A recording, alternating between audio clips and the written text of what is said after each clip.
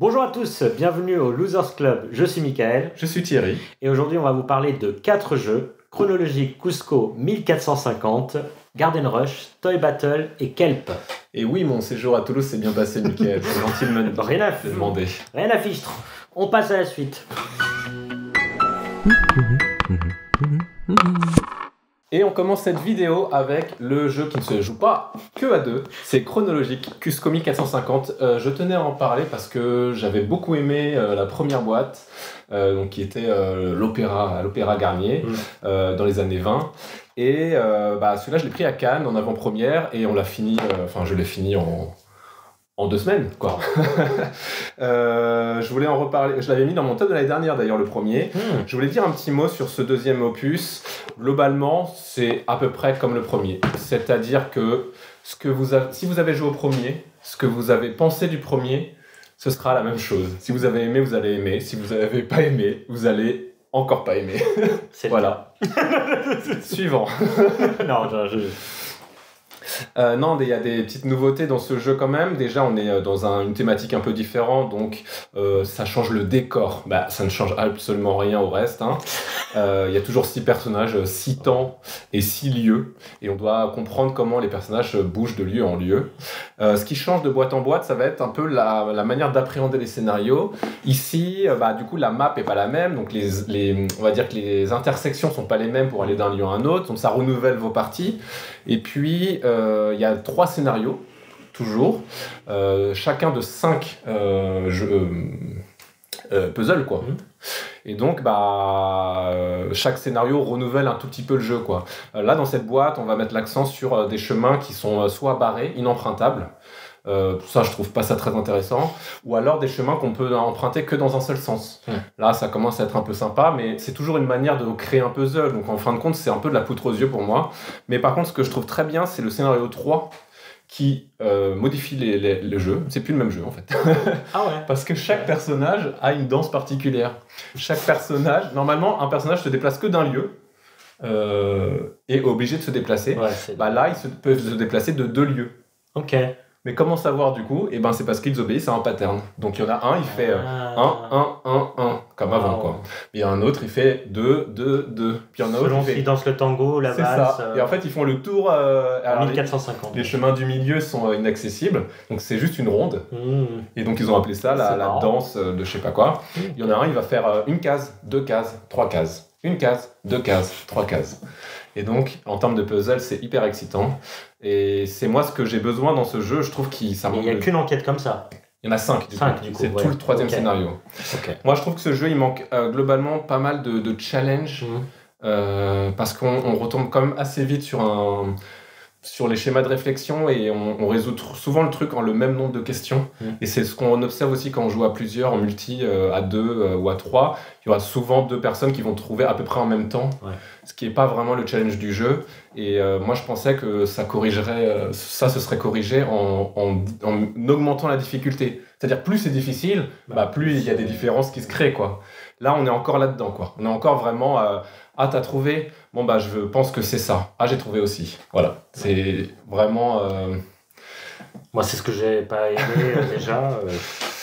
Ouais, parce que toi, t'as beaucoup moins joué que moi, mais du coup... ça m'attire pas de rejouer à ce jeu. Mais je suis content que ça te plaise. Et j'ai bien envie de voir Par contre, j'ai bien envie d'essayer le scénario de la danse. Juste par curiosité. Voilà. Moi, c'est vraiment le highlight de la boîte. Donc maintenant, il en faut plus. Là, il y a une 3e boîte qui est prévue déjà depuis le début. J'ai besoin de vraiment renouveler, sinon ça fera un peu pompe à fric en quelque sorte. Parce qu'on te sort une boîte quand même avec seulement 15 scénarios. C'est un choix éditorial, mais quand t'as fini, quoi. Voilà, ça se renouvelle plus après, du coup. Bien dommage. Voilà. Chronologique. On passe à Garden Rush. Donc là, on commence les jeux à 2 avec Garden Rush. Garden Rush, qu'est-ce que c'est ? C'est un petit jeu dans lequel donc la boîte, on la sort, on la déplie et globalement, ça va être un draft de petites tuiles dans lesquelles les petites tuiles, il y a des petits légumes. Et donc, on va faire notre petit potager en draftant les légumes pour les faire. Ce qui est intéressant dans Garden Rush, c'est qu'à chaque fois, on va soit mettre un jeton dans notre potager, soit récolter les légumes qu'on a plantés dans le potager.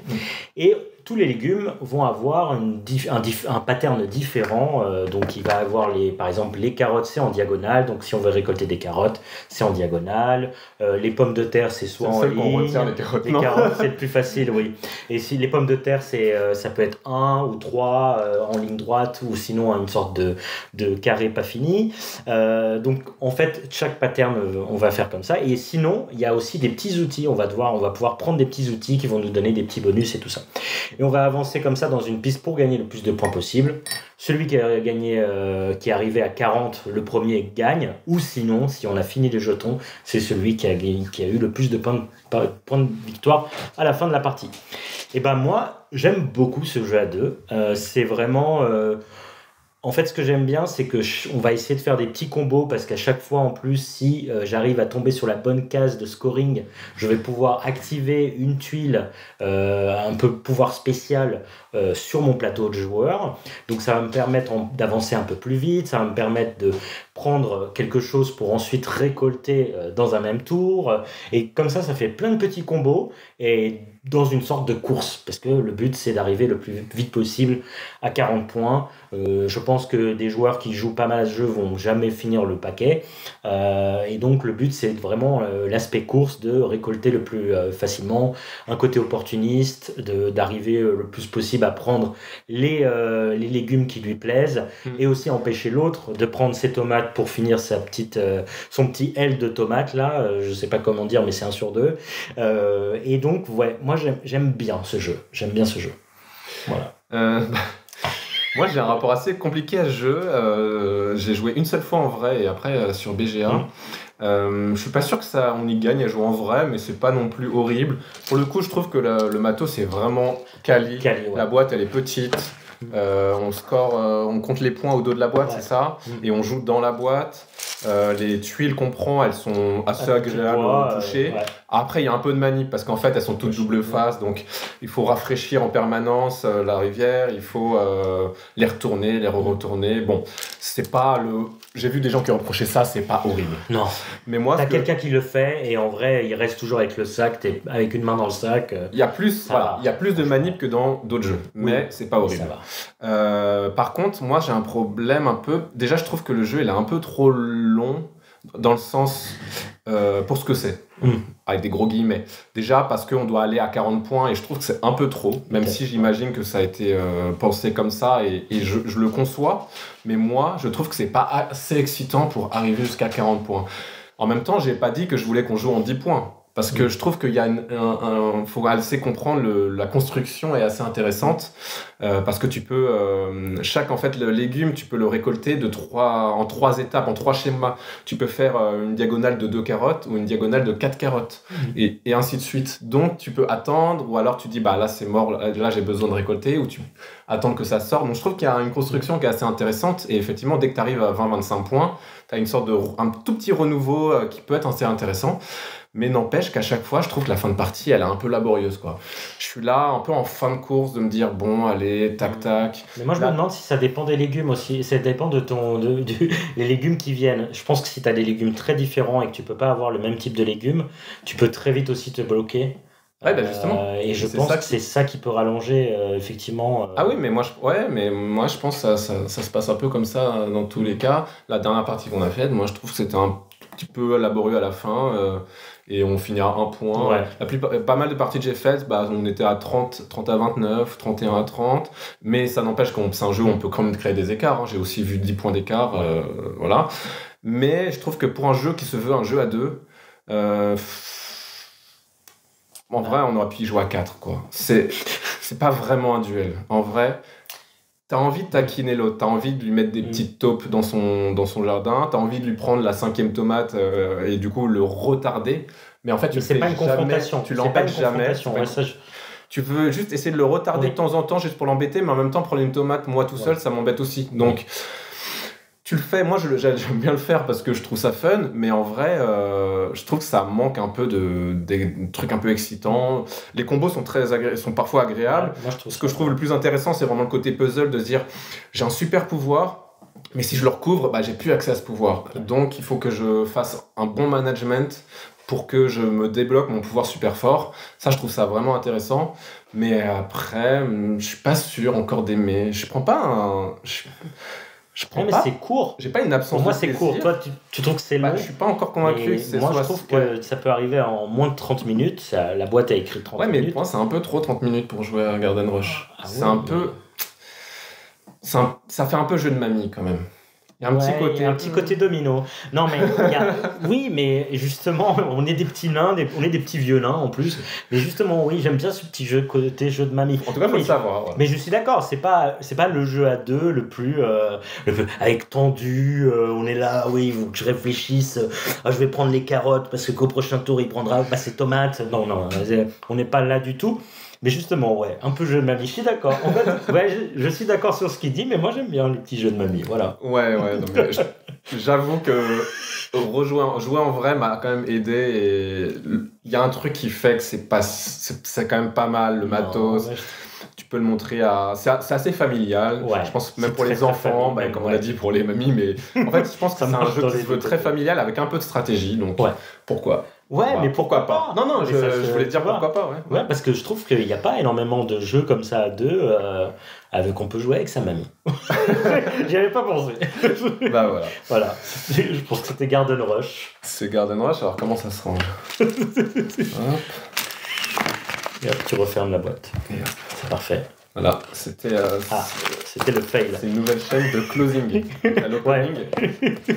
C'est pas du unboxing, c'est du boxing. Oui, c'est ça. C'est du reboxing. On passe à Toy Battle, que je vais vous présenter rapidement. C'est un jeu quand même dont on parle pas mal dans le milieu du jeu actuellement. C'est un jeu pour le coup à deux, encore une fois, mais de confrontation, dans lequel on ne joue pas dans la boîte. Voilà, on a des petits paravents et puis on a 8 maps différentes qui font penser un peu à un jeu mobile. Alors tout le monde l'a dit, mais c'est vrai que dès que tu vois ça, tu penses à un petit jeu mobile. C'est très schématique. Il y a des petits emplacements pour mettre des petits bonhommes. Et puis c'est le premier qui va. C'est un peu du tower defense, mais en même temps un contre un. Donc c'est soit je défends un peu mon clan, ou soit je vais essayer d'attaquer le château adverse. Il y a deux manières de gagner. Soit je réussis à poser une pièce sur le château adverse, soit j'ai assez d'étoiles. Et donc il y a vraiment deux stratégies différentes. Il faut essayer de jauger les deux, mais c'est vraiment moite-moite, moi, de mon expérience. C'est même plus souvent les étoiles, d'ailleurs. Ok. Ouais. Ça dépend des opportunités. Le bon point, c'est qu'il y a 8 maps différentes. Donc 4 recto verso, avec à chaque fois une petite règle en plus. Donc ça, il y a déjà de quoi faire. C'est un jeu de Paolo Mori et j'y peux rien, mais je pense tout le temps et Alessandro Zucchini, je pense tout le temps à Captain Flip, parce que c'était aussi Paolo Mori, et je trouve qu'il y a un peu le même vibe de faire un truc familial. Et assez rapide. Et il y avait aussi dans Captain Flip 4 maps, voire 5 maps. Et c'est vrai que moi, quand j'avais eu Captain Flip, j'avais fait les 4 maps d'affilée. Et en fait, je trouve qu'il y a encore ce truc-là. Tu te dis, j'en fais une, et ça prend 10 minutes, et tu dis, ok, ou voire 5 minutes, et tu dis, ok, bah vas-y, viens, on fait une nouvelle map. Allez, on essaie toutes les maps. Et là, qu'ils en aient mis 8, c'est trop bien. Je trouve que ils ont vraiment fait un effort de faire un jeu très complet. Rien ne leur empêche d'en mettre d'autres, des plateaux. Mais au moins, il y en a 8 plateaux, et tu as de quoi faire. J'ai pas fini d'expliquer spécialement, mais en fait, on va piocher des petits bonhommes sur les paravents, et puis ou alors on va les jouer. On doit toujours choisir entre jouer et piocher, donc ce qui crée le tempo du jeu, qui est intéressant dans ce jeu de confrontation. Et puis chaque petit bonhomme qu'on place a un petit pouvoir différent qui va vraiment dans le sens du jeu, c'est-à-dire soit je rejoue, soit je repioche, soit je te défausse un adversaire et tout ça. Et c'est un petit jeu tactique, quoi. Voilà. Ouais, très rapide. Moi, on en avait fait une à Cannes, même on en avait fait 2, non, je crois. Et c'était vraiment très cool. Moi, je trouve ça vraiment sympa. Après, c'est de la confrontation, donc c'est pas trop mon truc. Moi, je suis plutôt jeu de l'inverse. Mais je vois les qualités du jeu et après j'ai envie moi j'ai pas essayé toutes les maps et j'ai vraiment envie d'essayer toutes les maps et j'aimerais bien, presque, ça me donne envie de faire une soirée tournoi avec plein de petits toy battles côte à côte, là où tout le monde tourne autour d'une table, voilà. Ça donne envie. Ce qui fait penser à Challengers, c'est vrai qu'il y a une DA à la Challengers. Ouais, j'ai pensé pas mal, ouais. Mais oui, ce que je voulais dire par rapport à Captain Flip, c'est qu'en fait, moi après, une fois que j'ai découvert toutes les maps, je l'ai revendu parce qu'en fait, ça m'intéressait plus mécaniquement, quoi. J'avais fait le tour. Alors que là, on fait toutes les maps, et en fait, derrière, je trouve qu'il y a un bon jeu. Donc, voilà, juste, c'est l'inverse, je l'ai même acheté du coup. Alors qu'après en avoir fait 20 sur BGA, en fait, c'est trop bien. Ouais, moi, ce sera certainement dans mon top de l'année parce que spoiler. À Cannes, je pensais pas, tu vois. Et en vrai, derrière, il y a l'envie d'y revenir et arriver. Voilà. Donc. Moi, je trouve ça sympa, mais sans plus. Je suis pas excité au point d'en vouloir en faire tout le temps. Mais il y a d'autres jeux à deux.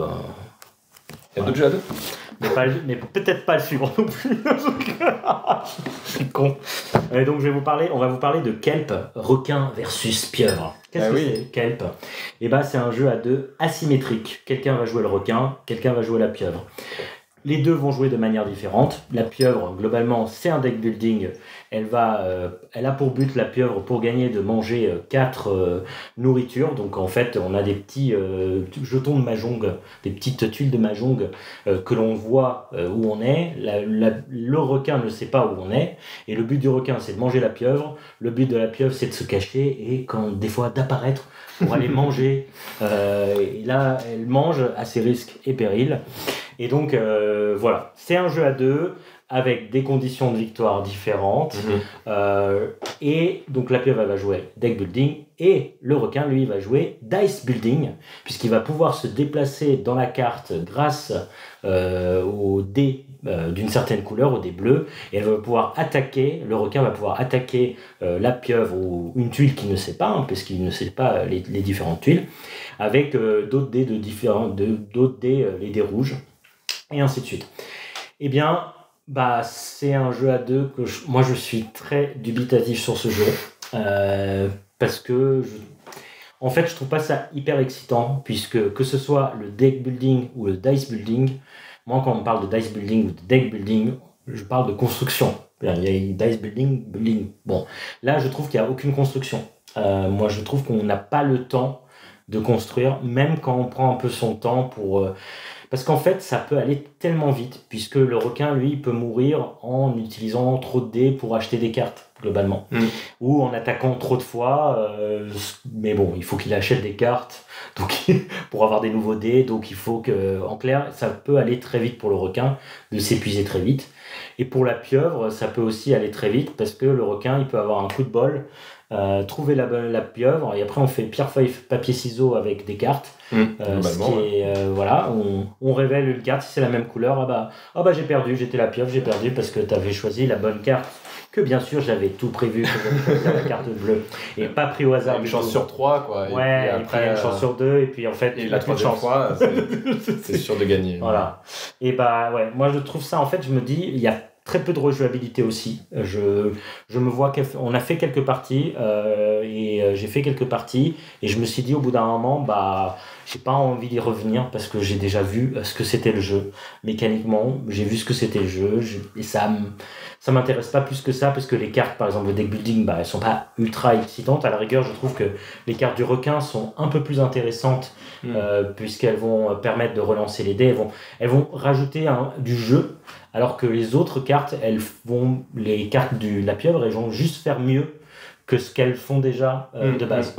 Et donc, je sais pas, un peu déçu et je me demande toujours, peut-être je me trompe, et dites-nous en commentaire à quel moment la pieuvre elle gagne en mangeant 4 de nourriture. 4 nourritures. Ouais, je ne sais pas, peut-être j'ai faux, peut-être j'ai tort. Mais moi je n'ai joué qu'une partie de ce jeu, mais dans tout ce que tu viens de dire, je ressens ce qui me gêne profondément, c'est que c'est un jeu asymétrique pour moi, où la symétrie est ratée, pas dans le sens où on dit parfois oui, il y a un clan il y en a un qui gagne plus souvent que l'autre, mais dans le sens où c'est le requin qui fait tout, quoi. Vraiment, tel que tu l'as décrit, tu allais dans ce sens-là, c'est-à-dire que c'est le requin qui va peut-être rusher et peut-être gagner du premier coup, ou alors c'est le requin qui va décider qui va rater et qui va s'épuiser, ou alors c'est le requin qui va avoir peur de prendre des risques, donc il va construire un peu, et si le requin construit, alors je pense que la pieuvre peut construire aussi, et peut-être gagner avec les 4 nourritures, et peut-être que le meilleur du jeu, c'est à ce moment-là. Bon, ça veut dire qu'on a joué 30 à 40 minutes de partie, mais peut-être qu'il y a un cœur du jeu hyper puissant quand chacun a construit son truc et que c'est intéressant. Mais en fait, le jeu ne t'empêche pas de jouer bêtement et de manière bourrine. Et moi, j'aime bien Toy Battle. Moi, j'ai envie d'être bourrin, quoi. Oui. Non, je rigole, mais en vrai, le jeu me donne envie. Moi, un requin, dans ma tête, c'est un peu bête et ça se faufile et tout à coup, ça met un coup dedans, ça crotte dans un caillou, pas de chance, ça réessaye juste après, quoi, tu vois. Oui. Non, mais ouais. Bon, ceci dit, du coup, l'atmosphère est pas trop mal retranscrite. Moi, je trouve que les illustrations, Santiago est très connu pour ses illustrations-là. Il a fait Sail aussi, il y a pas longtemps. Je trouve qu'il a vraiment une patte graphique qui est super, mais moi, je trouve que le jeu est un peu raté sur la symétrie et sur la track. C'est pas du tout un bon jeu de track. C'est peut-être un bon jeu d'autres choses, mais on ne ressent pas du tout la track, c'est hasardeux, quoi. Mais à partir du moment où tu as trouvé la pieuvre en tant que requin, après elle aura du mal à s'échapper, elle va échanger avec 2 tuiles ou 3 tuiles, vaguement, quoi. Tu auras toujours une possibilité entre 2 tuiles. Bon, c'est pas un bon jeu de track, et en tant que pieuvre, t'as un peu peur quand on te trouve au début, mais c'est pas les sensations d'un jeu de track. Non, parce qu'en plus, la pieuvre, elle doit révéler des tuiles pour pouvoir acheter des cartes.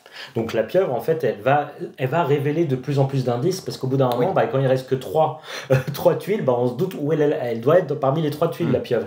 Donc en fait, je trouve que c'est un peu dommage aussi, parce que du coup, la track, contrairement à, par exemple, à un Pagan, que je pense qu'avec une asymétrie, un Pagan, le jeu... Il n'y a pas très vite, tu sais qui il est. Sauf si la personne elle joue très très mal et elle met tous les sortilèges, mais ça ne change pas grand chose. Là, moi je trouve que c'est un peu. Je sais pas, je trouve ça un peu dommage. Même si tu prends Ironwood récemment, qui a peut-être d'autres défauts aussi, mais en tout cas en termes de track, je me souviens avoir vraiment ce sentiment de me dire mais je me demande où est-ce qu'il va, dans quelle forêt il va, il y a vraiment ce sentiment là. Après je pense que c'est un jeu qui se veut presque familial, mais il est très abordable. C'est initié, mais c'est très abordable. Par contre moi j'aime pas trop le deck building, donc je trouve pas du tout ma cam en deck building. C'est vaguement de la gestion de main, mais bon et après le gameplay du requin est bien. Est vraiment bien, mais en vrai c'est parce que c'est le requin qui fait le jeu. En fait, ils n'ont pas réussi à développer une pieuvre, je pense, à côté, qui sont intéressantes. C'est vraiment le ressentiment de jet, quoi. Ils auraient dû mettre 2 requins qui se battent.